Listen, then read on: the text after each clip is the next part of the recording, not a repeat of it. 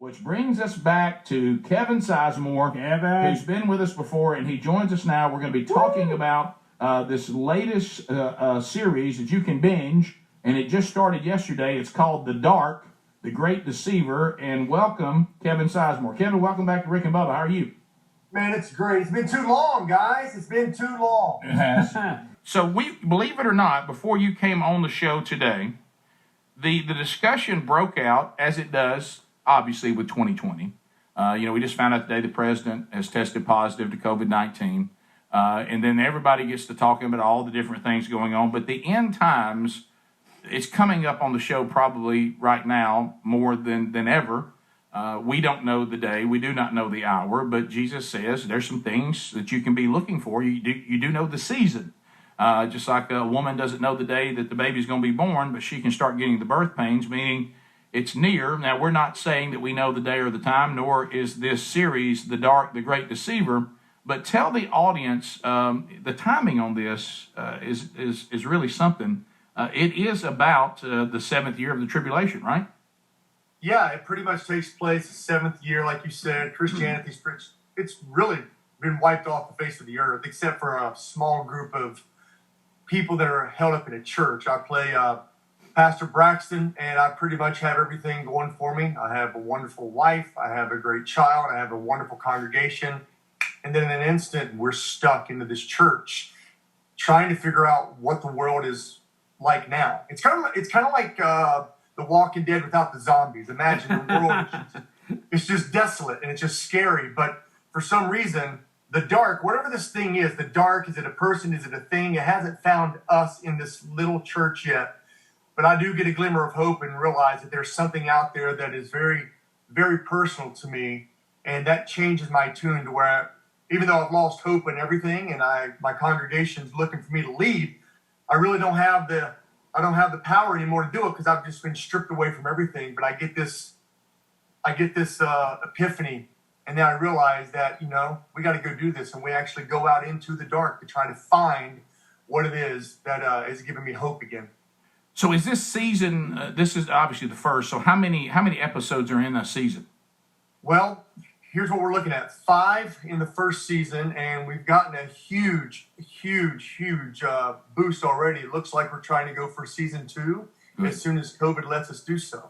Wow. Yeah, boy, join the club on that one, right? When does production start again? When can we actually go shoot this? But it's cool that it's done well enough that they're already saying they want to do a second season. Yeah, well, the writer and director is Chip Rossetti, and he's out of Kentucky. We don't deal with the rapture at all. Okay. But, the congregation itself, they were going through, imagine a normal day. Your normal day, you're going to church, and everything's great, and all of a sudden you wake up, and it's a few years later. You've forgotten everything. That's kind of what happens. Okay. We don't know what took place. It's almost like a time zone, it's like a time warp, where, and you'll see it throughout the series where things happen, and that is the dark being able to get its forces on you. And even though the dark hasn't come to our church to get us, he's come to the church to get someone that we find out later, because he's trying to get to me. That's the whole point.